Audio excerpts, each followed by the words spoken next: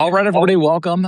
I am Matt Lewis, columnist for the LA Times and The Hill, and I'm here with my pal, Bill Scher of Washington Monthly. Bill, I'm hearing, you know what? I'm hearing feedback, but I think it's because of user error on my fault, on my Oh, end. How you doing, no, Bill? I'm good. I think the problem is that my AirPods aren't kicking in. But can you hear me Uh, okay? I can hear you. The American people can hear you. It is good to see you, Bill Scher. Hopefully, our technical difficulties will be resolved. We apologize for being a few minutes late, but it, it is what it is. What is the, I've done so few Substack lives. Do they are Substackers known for being punctual, or do people expect 5 minutes late? That's a great question. I don't know. We try to be. I've started doing these with Charlie Sykes and with Chris Saliza regularly, and we try to generally start on time. But you know how that goes. You do what you can, and you get what you pay for. So if you want us to be timely, subscribe and make a note, and we will be even more punctual. Bill, I want to start with your recent piece for Washington Monthly. It's a very timely piece there's a lot of big stuff going on in the news. We'll get to several of these items, but I want to start with Jeffrey Epstein and this latest revelation that there was an allegation made by a woman that when she was, I think, 13, she was sexually assaulted by Donald Trump. And this apparently was covered up by the DOJ, was not released as part of the Epstein files. What are your thoughts? What's your message about this, Bill? Well, to be a little more charitable to the DOJ, the allegation was in the tranche that was released on January 30th. Um, it had the so what was seen on the day of the release were a couple of email threads between FBI agents whose names were redacted, uh, seemingly trying to put together a slideshow presentation. And there's a slide in that presentation that's labeled prominent names. And so there's this discussion about what information is going to go in that slide, and the and that slide is also available in what was released that day. It was a 21 slide presentation titled "Jeffrey Epstein Investigations," is sort of summarizing all that had happened, and it was clearly produced sometime after uh, late July, early August 2025, based on the dates mentioned in the slideshow and these email threads. So you have a very stark, uh, short summation of the charge. This is what's in the slide. Redacted name stated Epstein introduced her to Trump, who subsequently forced her head down to his exposed penis, which she subsequently bit. In response, Trump punched her in the head and kicked her out. Date range 1983 to 85. Redacted name would have been 13 to 15. And then in addition to that, redacted name, remember Epstein introduced her to Trump saying, quote, "This is a good one, huh?" And Trump responded, "Yes." Date range roughly 1984. Redacted name would have been 14. Uh, now, so when this came out, you can find some social media posts, namely from Jake Tapper and others, uh, calling attention to it, and a little bit of media coverage, a couple of British tabloids. There was a Daily Beast piece. There was a Mediaite piece. Some of them recognizing that some of these documents were posted and then removed, but they were still, even some of those got put back on. So you can find these now. You can Google the Epstein files. You have the searchable database there. You can find these things. Uh, but because the White House, the Justice Department line from the beginning was, oh, these these files are going to have uncorroborated allegations, and so you should just ignore that stuff. Uh, you didn't see a lot of, cascading media coverage Well, about I it. didn't see any bill. In fact, my understanding is this is a brand new revelation that was uncovered by one of my former colleagues at the Daily Beast and I think NPR, and that this is a Well, new well, revelation. what And what am Roger I getting wrong? Schollenberger, so Roger Schollenberger, who you worked with at the Daily Yep. Beast, is now independent Substacker. So initial release dump is January 30th. February 15th, he starts posting on Substack, piecing together other information again, there's stuff. There's one email thread, for example, that had a whole bunch of allegations, but a column talks about the FBI response, and many of those responses are couldn't connect, not credible, et cetera, et cetera. But this one said that there was a follow-up interview. And Sullenberger further figured out, based on case number data, uh, that there were, and so one, he found the the notes from one of those interviews. So that's also in what's released. You can look at that right now. Um, uh, but he also identified that there were three other interviews. There's like a list of like interviews that were done, and so he could line up case number data to say this person was interviewed three other times, but the notes of those three interviews have not been posted. That's the biggest thing that's identifiably missing. So is it fair to call this a cover up? Was there a sense that the DOJ withdrew this information, or has this been hiding in plain sight, actually? Well, I wouldn't go as far as to say cover up. Yeah, this could be incompetence, sloppiness. There might be some reason things were redacted. Uh, since Sullenberger had a series of posts really showing there's stuff missing, that uh, the fact that someone was interviewed 4 times suggests the FBI thought she was credible enough to warrant Hmm. talking that much. Uh, Credible enough to warrant including the allegation in this slide. And there's a bunch of stuff in these email threads that did not make it to the slide. So presumably what's in the slides, what they thought was worth including as relevant in summarizing what we learned from these Epstein investigations. And again, a slide that was made not that long ago. Um, uh, and also discerned that this person uh, was part of a Epstein lawsuit. There's testimony in the lawsuit that tracks this particular allegation to Trump, although Trump's not named in the lawsuit, and that this person withdrew the lawsuit and got a settlement from Epstein. So it's not someone who's like completely dismissed out of hand as being irrelevant and making stuff up. Again, a settlement doesn't necessarily prove nothing here proves guilt. But it's enough to be like, hey, there's something here. This is not just a random, uncorroborated allegation. And so was these 3 interviews purposefully held back? We have a lot of cases of documents showing up, getting pulled back, getting put back on after some additional redacting happened. Apparently, this woman's name was released at one point with her name unredacted. I haven't seen the name, so I don't know what document they're talking about. But apparently, the Sullenberger pointed this out, and then the document got pulled and then got put back, with the name redacted.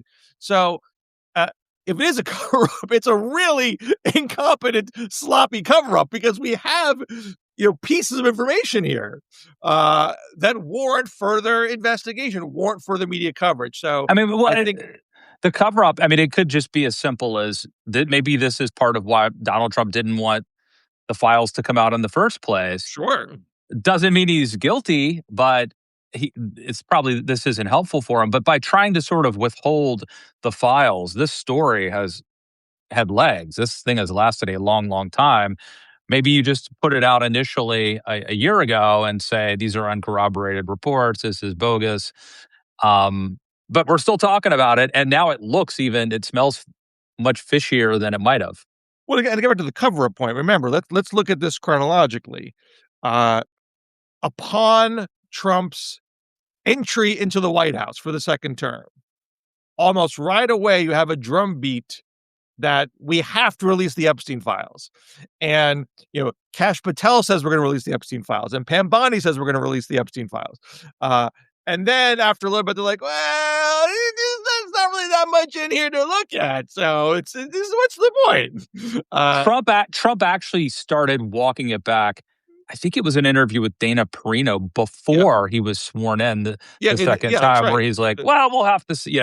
That was the first tip that maybe.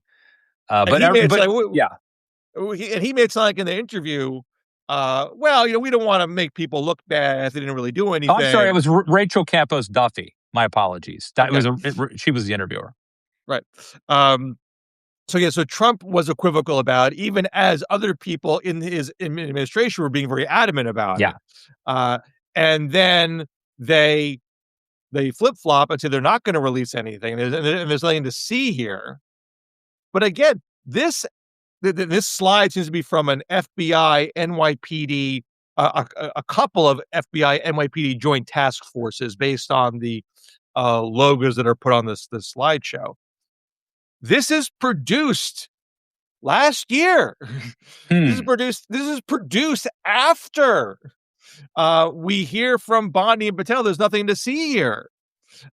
So we know that FBI agents are looking into this stuff. And so that chronology has a lot of missing pieces to it. We see a couple email threads between FBI agents in July and August of this year. I mean, if I correct, forgive me if my chronology is off, but I recall Patel and Bondi backing off of a release before July. I mean, it was July when you and I were talking. It was July when the discharge petition was starting to move.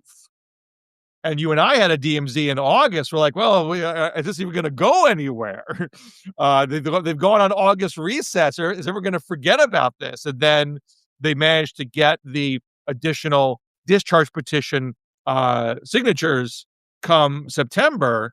And that's why we're here now, because that law got passed. And so it seems like the Justice Department is at least sort of trying to comply with this law, even though there's complaints that stuff's being held back. And is it being held back purposefully and illegally? Is it being held back because of incompetence? Just the Right. sheer volume of information is hard to sift through. That part I don't really know, but we got in something.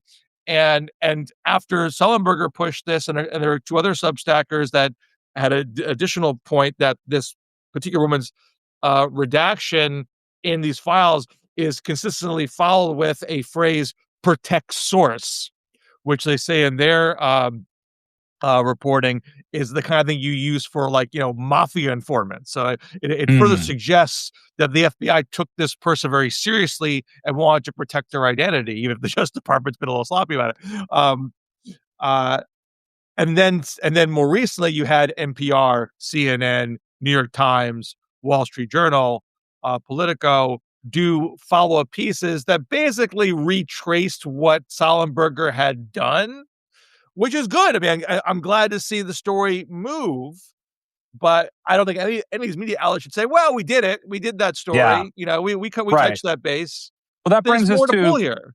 the thrust of your piece in Washington Monthly, which is you are urging the mainstream media to be a little more aggressive and take this story uh, more seriously than they have. Yeah, I mean, I get the hesitation. I get that.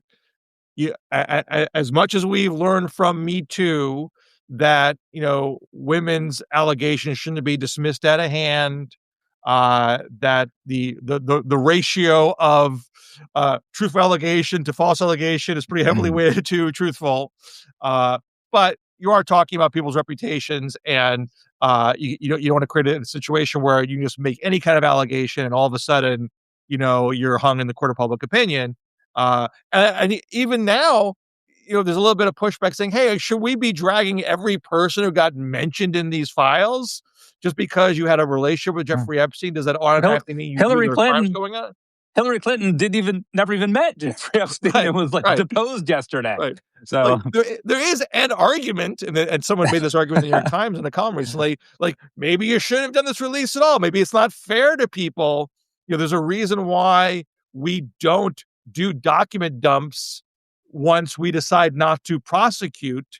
So we don't just cheaply uh, deem people guilty without actually having enough evidence to prosecute in trial. Uh, but well, but but I what if would say though, the people who were saying let's release the Epstein files were people like Kash Patel, Dan Bongino, yes. JD Vance, Yep. and so hoisted on their own petard, I guess, perhaps, maybe. But the point of one, yes. I mean, these are the whole reason why this became a thing was that people on the MAGA right thought this was gonna nail Bill Clinton. That's what they thought. Even Trump was making that argument in 2015, 2016. They thought this was gonna nail Bill Clinton. That's why they cared. And then when you find out that the highest allegations involve Donald Trump, then a lot of them are skirting the other way. But the point I was trying to make was after these files got released, traditional media have done a lot of coverage on people not named Trump just because they were mentioned in these files, just because they had an association, not necessarily they're even being accused of sexual misconduct, though in some cases people are. But in some cases, just that you chose to be friends with this guy. Yeah. And there have Uh, been consequences for those people. yes. Bob Kerrey, former senator, most recently effectively kicked off of a board. Um, uh, and then Prince Andrew being the most egregious example of someone who does seem to be implicated in some of the worst stuff, who is no longer Prince Andrew, right? So if you're going to do follow up reporting on uh, Woody Allen Soon Yi or Leon Botstein or Bill Gates, you're going to cover those people. You darn well should be covering Donald Trump because what's in these files is infinitely worse than what you had on these other people. Even poor Howard Nutley just had lunch, apparently, Well, right, right. I mean, with that's his brought his another one. kids, you know? And I don't want to. I feel a little bad being, super hard on, like Nancy Mace or Tom Massey Yeah. or Laura Boebert, but they are very eager to want to nail other people to the wall. And this is not Epstein related, but they're very eager. They all call for Tony Gonzalez to resign, congressman from Texas who's apparently had an affair with a staffer who then committed suicide, although he denies the affair still. But we found texts where he is pressuring her sexually in the text. So they say he should resign, which is a perfectly legitimate argument to make. Why are you stopping short at Donald Trump? You demanded these files be released. Yeah. You're the reason why they're released. Well, I don't What? think in fair maybe I'm missing something, but in fairness to the Maces and the Boberts and the Masseys and the Marjorie Taylor Greens of the world, who's no longer in Congress, they may not be calling for Trump's ouster, but I don't think they're running interference for him either. I've heard silence from them on Trump. I mean, correct me if I've missed something, Well, but I think that yes, I think you're right, but this is as good as it gets. I think they are pushing to have information released that could potentially implicate or at least I would damage argue it's Trump. not as good as it gets. It is for them. If one of them said we need to hear more from Donald Trump on this, that would advance the story. I mean, it seems pretty clear that the woman who made the allegation doesn't want to talk. And her lawyer has said she's worried about. They have been Uh, critical of no, they have been critical of Trump for withholding the or files, yes, for not releasing the but they've files. not mentioned this that Not yet, he no. has been accused of sexual misconduct Yeah. against a minor. If they This is talked still a about that new publicly, that is yeah. going to move the story. This is still a new story, though, Bill. I mean, this is we're only a few days into this in terms of it Eh, being a big sure, side. but I guess my concern is that this part of the story is gonna peter out because it's gonna require. I mean, House Democrats said they wanna pursue this. They're you do have the Justice Department say, "Okay, we're gonna review the documents again and Yeah, make sure that if there's something that needs to be released, we're gonna release it. We'll see if that's on the level," but they did say as much. So there's a little bit of pushing going on here, but I, we're I we're in would a we're in say. a we're in a multiple scandal a day environment Well, we that's got a very lot. We hard to got a keep lot track of going on. everything. We've got Iran. We're taking over CNN and Netflix, and Paramount's taking over CNN and all that. We've got yeah. There's a lot to deal with here.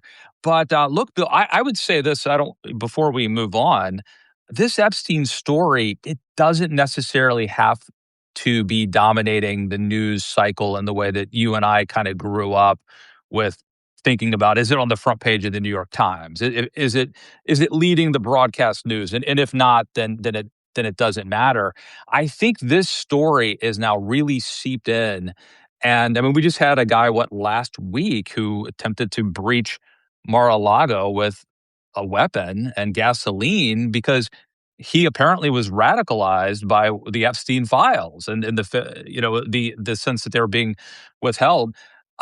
This is people are there are people who are very interested in this, and I don't think it matters that much to them whether it's, dominating the headlines. But I think this allegation is so serious and damning. I mean, this would thi I mean, there's 100 other things that are impeachable here, but this is, manifestly impeachable. Uh, and Trump is also highly litigious and, combative. So, there is an understandable hesitation to wanna push this unless you really know, you're going Right. to get all the way there with it. And so you could see Republican, the few Republicans have been serious about Epstein hesitating on this. You could see media outlets. I mean, look, George Stephanopoulos, when he referenced the E. Jean Carroll case to Nancy Mace, uh, and talked about it as a rape, as being liable for rape, when Right. as a technical legal matter, it was sexual abuse, but the judge said afterwards, it is tantamount to rape. But Stephanopoulos didn't quite make that distinction. Trump threatened litigation and ABC settled. Yeah. I mean, people are scared. People are understandably scared to talk about these things. And That is why they should be supporting independent media right here, Bill. well, that's why I wrote With my piece. paid I'm not uncovering. subscribers to Substack and the Washington Monthly. Yes, I mean, that's why I wrote the piece I did. I'm trying to alert folks, like, this thread needs more pulling. There is more here, and you should not satisfy yourself by saying, "Well, I checked the box and I covered it." Like, we should not be done here. And Bill, this is the perfect segue to another story, which is how Donald Trump is basically intimidating anybody who would check him or co-opting them. And we've seen, Jimmy Kimmel, Stephen Colbert, James Tallarico, who's, I guess, running next week's primary in Texas. Now we have this latest story. Paramount's apparent victory over Netflix in securing Warner Brothers Discovery has led to concerns within the CNN newsroom. And I don't know if you saw this. We are doomed, one staffer said. We are effed, said another. Everyone is reeling about the obvious things, said a third. The panic at CNN right now is off the charts, one insider told Status, which is Oliver Darcy's outlet, of the larger mood that had arrested the network. So, I mean, the Ellisons now, Bill Scher, the Ellisons who were very close personal friends with Donald Trump, are continuing. They're like a blob that is just absorbing more and more mainstream media outlets. And Barry Weiss, is Barry Weiss going to be running CNN in a year? I obviously it's possible. It's possible that CNN and CBS have their staffs merged. Um, uh, And so on one hand, this is highly disturbing. This is, Trump has directly meddled with this process, threatened to scuttle the Netflix deal, openly said he wants this deal to have whoever takes over revamp CNN. Uh, I saw Brian Stelter on CNN yesterday um, note that apparently the Netflix CEO met with Trump recently and left the meeting unhappy, uh, which I don't think he knows this for a fact, but suggested it could be that not only did Netflix feel like the price for this company was getting too steep, but that Trump was hell bent on denying him the approval. And so, what's the point of pursuing it? So, even though you know, by threatening, Trump here. So, in one sense, Trump hasn't done anything wrong. He hasn't like broken the law or directly inserted himself into the approval process, but he threatened to do so, and by threatening, has put his thumb on the scale in potentially the outcome of the merger. Uh, and so it's all highly disturbing from a free press standpoint, where I'm a little more, uh, maybe saying was not quite the right word, uh, but uh, I don't think it means. I mean, CBS is a joke now. Okay, like we already have Fox News, so to have like a Fox Light on CBS, I'm kind of like, well, who cares? I already have Fox. I already live in that world. I don't think I'm like making life any worse just because a very lame, pale The imitation only thing of that the other two. matters the only thing that matters there, in my opinion, is 60 Minutes, which does really good investigative reporting. Right. And Okay. that would be a real loss if that becomes a propaganda arm or if it just simply becomes, Well, a then it wouldn't be tabloid. 60 Minutes anymore. You wouldn't look at 60 Minutes the same way. But no one Uh, else is going to be able to do that sort of in-depth reporting. I mean, that's not something that's easily replaced by YouTube. Eventually, maybe, but who else is doing that kind of? Who has the resources to go to CCOT yeah, and do that interview? as impressed I am with Roger Sullenberger and what he's done here on the Epstein case, just on a Substack, Yeah, that go should be subscribe and support him. By the way, yeah, that should be applauded. But I too don't want to rely on lone wolves on Substack to do the nuts and bolts reporting that is needed on a daily basis. That's not a great system, uh, and I. So we're losing the Washington Post, I think, from being a dominant outlet. I mean, they haven't totally collapsed, but it's not a good path they're on. And so I don't feel great that it's not New York Times, Washington Post in my 1-2 media diet. It's just New York Times now, but at least New York Times is there. Someone's doing it. Someone's doing it. yeah, And I kind of feel like it's time to go to MS now and be like, hey guys, you might have to really step up your game here. I think it Uh, seems like they have been. It seems like they have. I don't know if it's enough, but it seems like they have been. But look, I think Substackers are. I'm a huge believer, and obviously, I do a little reporting. Mostly, it's analysis, commentary. Um, But I think Substackers are really good at like digging into documents, right? Especially the Epstein stories, but some of the best stuff is from, independent journalists who just have time on their hands to dig into files. Um, but yes, it does help if you have a global network of, of like yeah, stringer I mean, reporters and yeah, niche independent journalists are never going to have big enough platforms on their own to be. I mean, what if NPR and and the New York Times and the Wall Street Journal didn't pick up what Sonberger did, it would have just stayed in this Substack corner, and it wouldn't really have gone very far. So you need to have bigger institutions with bigger financial resources and bigger innate reach if you're going to do the kind of day in day out reporting that's needed to hold people to account. I mean, otherwise, everything's to quote an institution, democracy is going to die in darkness. and yeah, uh, who knew? but I don't believe that we're going to end up like a Russia where everything is state media. There's too much appetite for real media.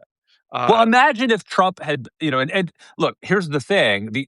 30 years ago, Trump probably couldn't have done this, right? Because there would have been laws that might have prevented this sort of monopolization or, of media conglomerates owning multiple things. But if he had been able to pull this off 30 years ago, it would have been devastating. I mean, imagine if an authoritarian regime essentially had been able to take over CBS and the Washington Post effectively, like that would have really mattered. But now, because of YouTube and Substack and the disintermediation of media and whatever, every other alternative form of media, like if CBS became a total Trump propaganda network, again, with the big exception of losing 60 Minutes, I never watch, like I don't watch that channel really anyway. So What's hard here, I mean, again,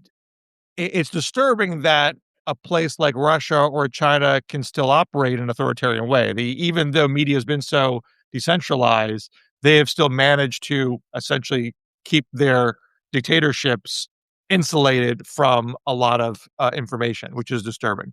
Uh, and so I can't be completely sanguine that this can't happen here because it is happening somewhere. yeah, well, you But have I to do. censor the internet. Shut down Mhm. social media or censor it. It's possible, but it's What different than what's happening now. the path we're on in America, which is not great, is you have leaders who discredit the media they don't like, and it becomes very hard to figure out what's true and what's not. AI is part of that problem. You also have, as you go down the media hierarchy to local communities, you have more and more news deserts. So it's not just as a question of Washington, but at the local level, Yeah. you might not have a local newspaper anymore, or what you Well, have is well, doing look at the bare minimum. the great reporting that's been done in Minnesota. That's an Yeah. example of when a local, was it the Star Tribune? Mhm, When a local outlet is really doing good reporting, how important mhm. that can be Right. to holding people accountable in conjunction with local folks on the ground who have been, recording things with their phones. Right. And so once you start losing that or it gets degraded, I mean, and this is already happening in much of our discourse, people are left with just social media gossip, or I mean, or video clips. Again, people can say, there. This is seemingly kind of minor, but there's a thing going around that Canada is shutting down its airspace to American flights, which far does not true. But that's a kind of sort of seemingly small bore thing. But but it can come across your transfer. You got to stop. Like, is this true? Where? And then you have to Google around. Like, is this really happening? And so I Google around. I can't find a story debunking it, but I can't find a story validating it either. So my default is this is not true. Yeah. I would think it would be a bigger story if that had actually happened. Uh, but for a lot of folks who just basically live on TikTok, Instagram, it's hard and hard to know what's true and what's not. And that's how Trump thrives. Trump doesn't thrive with total state-run media. He thrives with a combination of quasi-state-run media and discrediting of everything else. Right. Okay. So while Donald Trump is co-opting and intimidating the media, uh, we've also got something happening with elections. So a group of pro-Trump attorneys and supporters is circulating a draft of a presidential executive order that uses alleged Chinese interference in the 2020 election, of which there's no evidence, to justify a national emergency declaration that they claim would give President Donald Trump sweeping power over voting, multiple sources told ABC News. Uh, Bill, I sounded the alarm Tuesday during the State of the Union where Trump said, the only way we can lose, paraphrasing, the only way we could lose is if they cheat, if it's rigged. Otherwise, we would win the midterms. He said the same exact thing before the 2020 elections. And so I was like, is he really this is, scripted, it's in a teleprompter. He wasn't just ad libbing. Like, are they laying the predicate to kind of retroactively claim that the elections are rigged? But maybe it's worse than that. Maybe it's not just to retroactively claim and try to overturn it.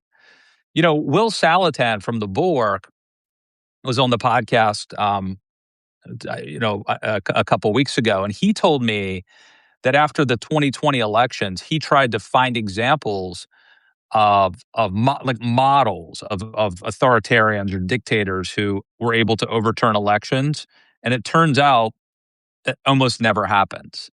If you want to rig an election, you have to do it preemptively, not retroactively. And so, could it be that Could it be that Donald Trump has learned that lesson?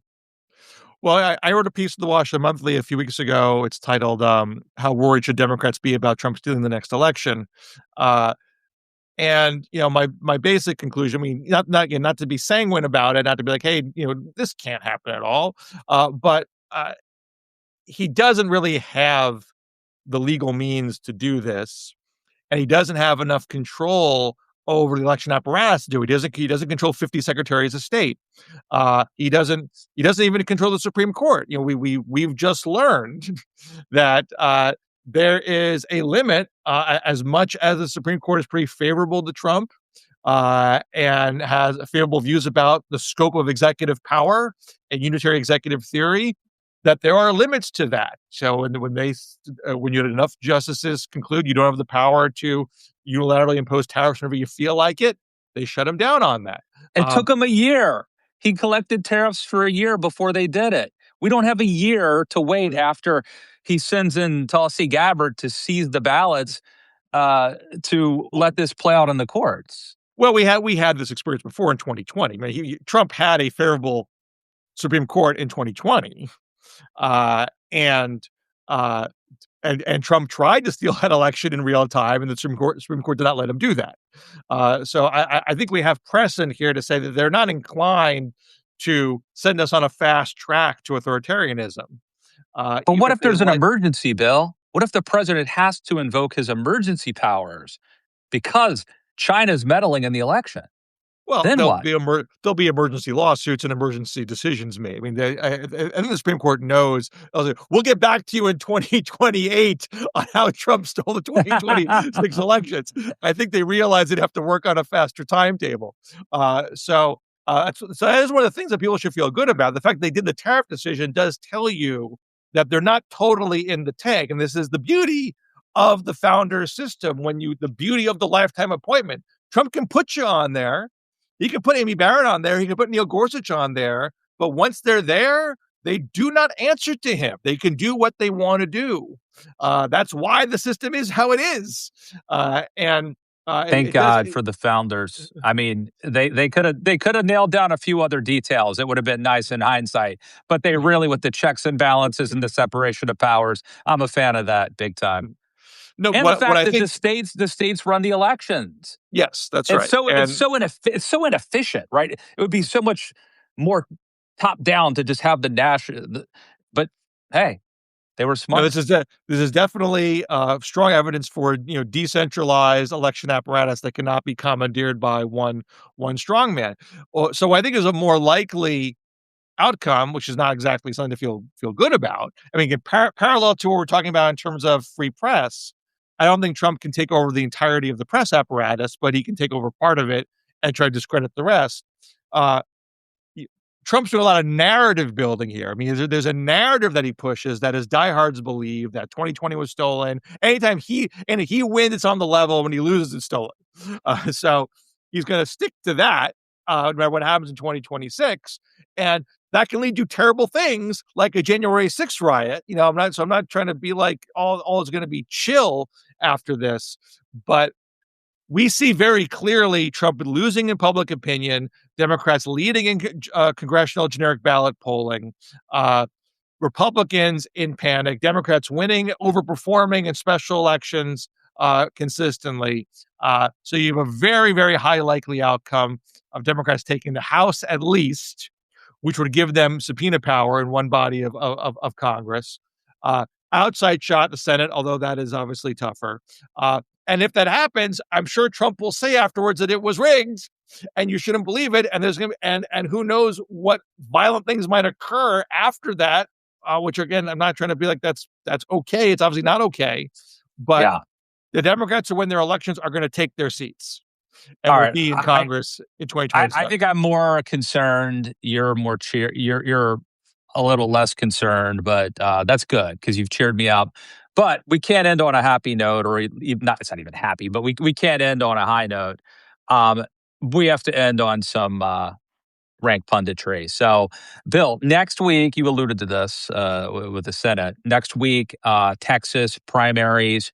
The Democratic side, Jasmine Crockett, who recently kicked out a reporter from the Atlantic from, I guess, a rally or something, is going up against James Tallarico. I think most people think Tallarico has a better chance of winning the general, but that's going to be a close one.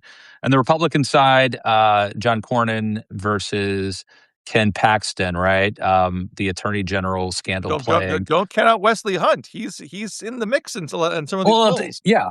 So, Cook, what's going to happen? I don't know what's going to happen. There's a really good post. Some of the folks who used to be at 538 have a thing called 50+1, and they had a really nice post in their newsletter about how primary polling in general is kind of iffy and doesn't have a great track record. It's very hard to know the scope of the turnout, the composition of the turnout, and Yeah. particularly in Texas, where you clearly have in the crosstabs divergences amongst on the Democratic side from white voters and Latino voters and African American voters. But we don't really know what that mix is going to be, let alone the exact levels of support. We have polling, but polling isn't precise. And Yeah, so, there could be people who are never voted before or don't normally vote in primaries yeah, who show up at this thing. and we already have high rates of early voting occurring. So we know this has gotten a lot of attention. People are when you have media attention and uncertain outcomes, you tend to have higher turnouts. So I think we're seeing that in Texas. And so it's very hard to predict anything here. Although most polling shows Crockett ahead of Tallarico. And on the Republican side, Paxton with a very small lead over John Cornyn, but Congressman Wesley Hunt still in there as like a legit third place contender. And so we really just don't know. There's assumption that Paxton is the weaker general election candidate for Republicans, and assumption that Jasmine Crockett's the weaker candidate for Democrats. But no one really knows for absolute sure. There's a little bit of general election polling that shows that to a small degree, but wave years are weird years, so And I am don't, I I don't correct? really You need know. 50% plus one, or there will be like a runoff, right? Correct. In Is that Texas, that correct? is correct. And I think So I there's a risk of think that on both sides. so that it could be interesting. But um, do you have any predictions, Bill? I'm not going to You're predict. gonna okay. Yeah, I do not have enough You're to smart. You're work on here. smart. You're smart not to do that. These predictions never work. Although you and I usually do. In fairness, we usually do put out our midterm predictions. I'll say one thing on the Democratic side. Um, we have not seen any polling that was sampled since Tallarico was on Colbert. So the poll that just came out that had Crockett ahead, I think, by like 12 points, but it was all sampled pre-Colbert. Mm. Maybe that doesn't matter. I don't know. I mean, Texas is a big state. I don't know how well information is traveling there. I mean Tallarico seems that to, story dominated. That was the top news story for days, a it couple days was at least. and look, neither Tallarico or Crockett have run statewide before. Tallarico was a state legislator. Crockett is a U.S. congressperson. So their immediate, spheres are small in a state that large. And so it's more of an air war state than a ground war state. Uh, Tallarico, I believe, has more money. Crockett got in the race late. Um, but it's such a big state that I don't know if it's enough money to really exert a dominant advantage in advertising. But it would seem to me that Tallarico is getting the better media coverage late, and so that might not get picked up in polls in time because we're not having daily polling here. And there's also So early voting too to right, factor in. There are people who so yeah. Um, very interesting. Maybe we can do a post-mortem at some point. But it could be, I mean, this could be the US Senate. I mean, it's entirely possible that, Well, your Democrats need the net 4 to yep. make it to the to take the Senate. And assuming a blue wave year, that would make you feel really good about Maine and North Carolina at least, and that's 2. So Maine is where Susan Collins, again, a resilient Republican in a blue state, but it's still a blue state. Uh, and North Carolina, you have a very strong Democrat, Roy Cooper, who is the most recent 2-term Democratic governor, hasn't lost statewide before.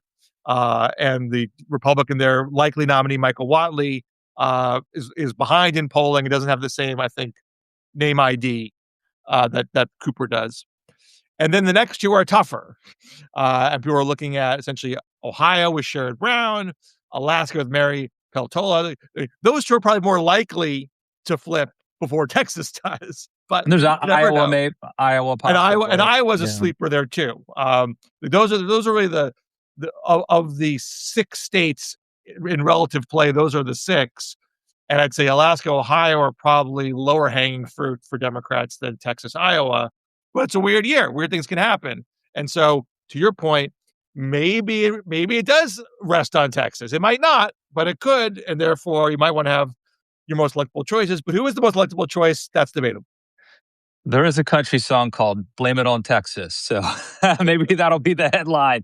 If we had focused more on it, it would be. Bill Scher, make sure to check out his piece in Washington Monthly, as always. Any What do you have at final? the Hill? What do you have at the Hill in the LA Times this week? I have a piece that just came out in the LA Times about how Donald Trump and Kash Patel, um, really kind of inserted themselves in the U.S. hockey team's victory and the ramifications of that, where Trump basically co ops and absorbs institutions that were once kind of beloved and bipartisan, and the damage that does. So check that out at the LA Times. And I'm off from the Hill this week, but I'll be back there next week. So stay tuned for that. Excellent. Yeah. All right. Well, and make sure to subscribe to Washington Monthly on Substack. Subscribe to Bill Scher on Substack. Subscribe to Matt Lewis on Substack. And we'll see y'all back here real soon. Thanks, Bill. Take care. See you, Matt.